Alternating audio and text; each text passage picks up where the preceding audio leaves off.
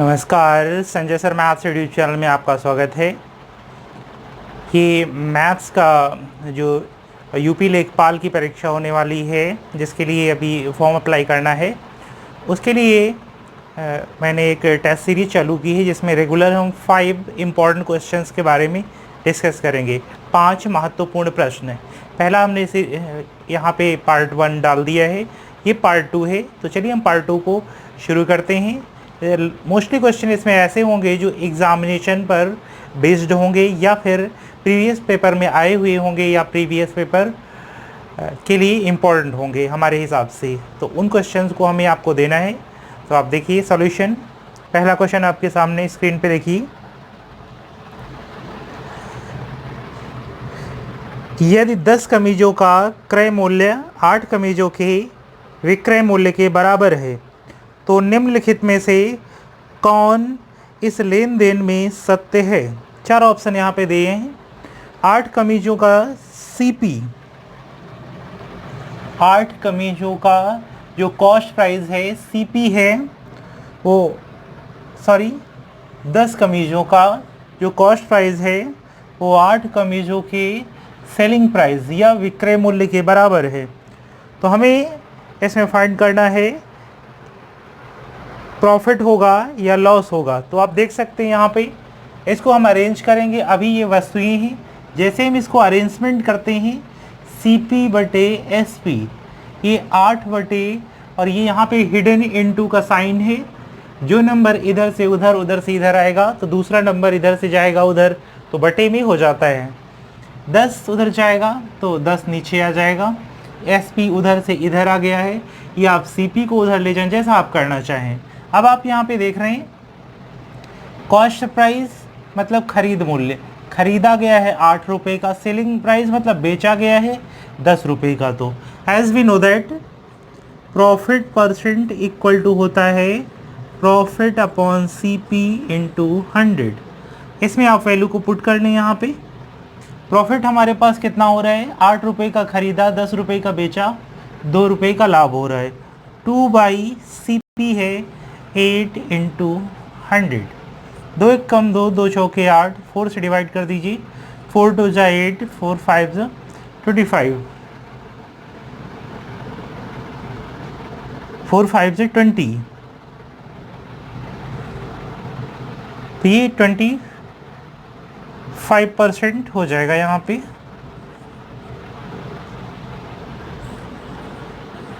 तो यहाँ से आपने देखा ये प्रॉफिट परसेंट कितना आ रहा है, 25%। तो ऑप्शन नंबर कौन सा करेक्ट है? ऑप्शन नंबर ए करेक्ट है, ऑप्शन नंबर ए। चलिए नेक्स्ट क्वेश्चन आपको देख लेते हैं। Question number 2।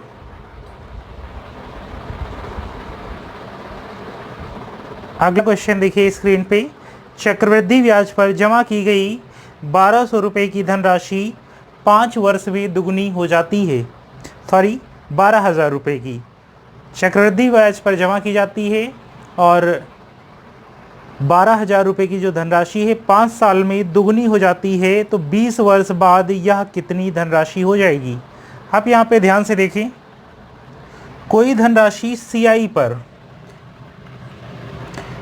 12,000 रुपये की धनराशि 5 वर्ष में दुगनी हो जाती है। ये 12,000 रुपये हैं। 12,000 रुपये की धनराशि दोगुनी हो जा रही है। कितनी हो रही है ये? इसका दोगुना, 12 दूना 24। कितना साल लग रहा है? 5 साल लग रहा है। क्लियर है?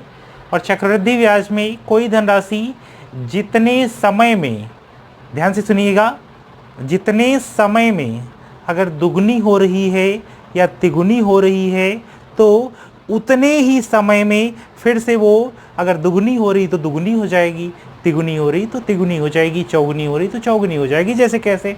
देखिए यहाँ पे 5 साल में दुगनी हुई तो अगले 5 साल में ये फिर से दुगनी हो जाएगी। 24 दूना 48,000 हो जाएगा। क्लियर है? अगले 5 साल में ये धनराशि फिर से क्या हो जाएगी? दुगनी हो जाएगी। 5 वर्ष में 48 दूना 96,000। क्लियर है। अब ये धनराशि अभी कितना साल हुआ है, 5, 10, 15, लेकिन अकॉर्डिंग टू क्वेश्चन 20 साल बाद धनराशि कितनी हो जाएगी, तो अगली बार ये फिर से दुगनी हो जाएगी और यहाँ से कितना साल लगेगा, 5 वर्ष लगेगा। तो 5, 5, 10, 5, 15, 5, 20 हो जाएगा और 96 का दोगुना कर लीजिए, 2 छंग 12, 2 9 18, 1 19, 1,92,000 रुपये हो जाएगी। क्लियर है। तो ऑप्शन नंबर कौन सा करेक्ट होगा, ऑप्शन नंबर डी करेक्ट हो जाएगा। क्लियर। चलिए नेक्स्ट क्वेश्चन देखते हैं। नेक्स्ट क्वेश्चन स्क्रीन पे देखें। एक चिड़ियाघर में खरगोश और कबूतर हैं, यदि उनके सिरों को गिना जाए तो 200 प्राप्त होते हैं और उनके पैरों को गिना जाता है तो उनका योगफल 580 होता है। चिड़ियाघर में कुल कितने कबूतर हैं। तो एक बात यहाँ से आपको पता होनी चाहिए कि एक जानवर के एक ही सिर होता है, तो कुल मिला के अगर 200 सिर हैं तो जानवरों की संख्या कुल मिला के कितनी होगी, 200 होगी। ठीक है, समझ में आया। अब यहाँ पे 580 पैर दिए हैं, तो आपको पता होना चाहिए खरगोश के 4 पैर होते हैं और कबूतर के 2 पैर होते हैं। तो 4 पैर, यहाँ पे एक फार्मूला हम आपको बताएंगे। 4 पैर वाला जानवर, 4 पैर वाला जानवर बराबर होता है कुल पैर बटे 2 माइनस सिर। क्लियर है।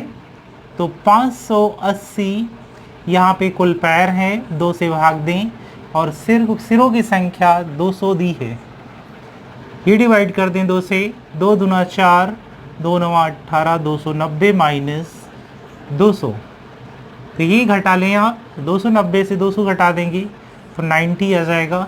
तो 4 पैर वाला यहाँ पे कौन सा जानवर है, खरगोश। लेकिन हमसे पूछा गया है कबूतर की संख्या कितनी है। तो आपको पता है खरगोश और कबूतर कुल मिला के 200 सिर हैं, तो जानवरों की संख्या कितनी होगी, 200 होगी। खरगोश अगर 90 है तो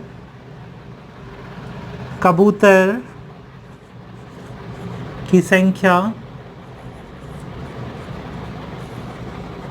हो जाएगी 200 माइनस 90, कितनी, 110 हो जाएगी। क्लियर है, समझ में आ रहा है आपको। तो ये फार्मूला आप नोट कर लें, ऊपर जो हमने लिखा है इम्पॉर्टेंट फार्मूला है। 4 पैर वाला जानवर बराबर कुल पैर बटे 2 माइनस सिर। नया क्वेश्चन देखें। अगला क्वेश्चन है, यदि एक वृत्त की त्रिज्या में वृद्धि इस प्रकार होती है कि उसकी परिधि में 10% की वृद्धि हो जाए तो क्षेत्रफल कितने प्रतिशत बढ़ जाएगा। अगर हम परिधि में 10% बढ़ा रहे हैं तो उसका क्षेत्रफल कितने प्रतिशत बढ़ जाएगा। ध्यान से यहाँ पे देखें, ऐसे क्वेश्चन कभी भी आए तो यहाँ पे 3 टाइप का क्वेश्चन बनता है, परिधि में बढ़ाएं, त्रिज्या में बढ़ाएं, व्यास में बढ़ाएं, ये 3 टाइप के क्वेश्चन यहाँ पे बनते हैं। क्लियर है। तो ये तीनों टाइप के क्वेश्चन एक ही तरीका है। अगर इसमें कहे, इसी क्वेश्चन में हम ये कह दें कि त्रिज्या में 10% बढ़ा देंगे तो भी यही सॉल्यूशन होगा, अगर कहें व्यास में 10% बढ़ा दें तो भी यही सॉल्यूशन होगा। जो इसका आंसर होगा वही त्रिज्या में, व्यास में, परिधि में बढ़ाने से होगा। क्लियर है आपको। 3 टाइप के क्वेश्चन यहाँ तैयार हो जाएंगे। देखिएगा सॉल्यूशन, एरिया क्षेत्रफल मतलब पहले और बाद। पहले एरिया हमने मान लिया 100% है, 100 है, और बाद में कितना बढ़ जा रहा है, ये 10% की परिधि में वृद्धि हो रही है। तो परिधि में अगर 10% की वृद्धि हो रही है तो क्षेत्रफल बराबर होता है पाई आर स्क्वायर। आर स्क्वायर है इसलिए हम 2 बार यहाँ पे वैल्यू को पुट करेंगे। 100 में अगर 10 बढ़ेगा तो 110/100 इंटू 110/100। आपने देखा 10% या तो निकाल के हम रखें या डायरेक्टली ऐसे हम कर सकते हैं। 2 ज़ीरोज़ यहाँ से कैंसिल कर दें तो आप यहाँ पे देख रहे हैं पहले है 100 और बढ़ने के बाद हो जाएगा 121। पहले क्षेत्रफल है 100, बाद में 121, तो अब क्षेत्रफल कितना यहाँ पे बढ़ गया 21। तो 100 पर जितना बढ़े वही प्रतिशत वृद्धि है। तो ऑप्शन कौन सा करेक्ट हो जाएगा? ऑप्शन नंबर सी करेक्ट हो जाएगा, ऑप्शन सी। चलिए नेक्स्ट क्वेश्चन देख लेते हैं। एक और फाइनल क्वेश्चन है, क्वेश्चन नंबर 5। ये उत्तर प्रदेश लेखपाल के लिए बहुत ही इंपॉर्टेंट क्वेश्चन है, इसमें लिए हमने सीरीज़ में। तो ये इस सीरीज़ का ये पार्ट 2 का फाइनल क्वेश्चन है, क्वेश्चन नंबर 5। दो संख्याओं का HCF और LCM क्रमशः 12 और 144 है, जिसमें से एक संख्या 36 है तो दूसरी संख्या ज्ञात कीजिए। आपको एक फार्मूला पता है कि LCM into HCF equal to पहली संख्या इंटू दूसरी संख्या। ये यहाँ पे फार्मूला है, इसको आप नोट कर लें। HCF इंटू LCM बराबर पहली संख्या इंटू दूसरी संख्या। तो यहाँ पे HCF और LCM दे रखा है 12 144, 144 इंटू 12। पहली संख्या 36 है तो दूसरी संख्या ज्ञात करनी है हमें।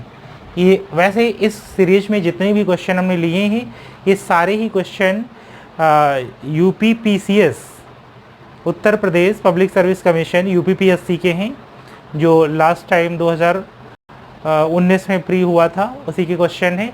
ये लेखपाल के लिए काफ़ी इंपॉर्टेंट क्वेश्चन है, ऐसे क्वेश्चंस काफ़ी पूछे गए हैं लेखपाल में भी, इसीलिए हमने लिए हैं क्वेश्चंस। तो आप देखिए यहाँ पे 144 into 12 by 36 equal to second number. आप यहाँ पे सॉल्व कर लें। 12 कम 12, 12 3 36, 3 से काट दें 1 आ जाएगा।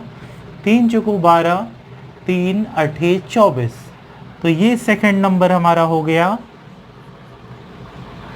48, सेकेंड नंबर 48, ये फाइनल आंसर है।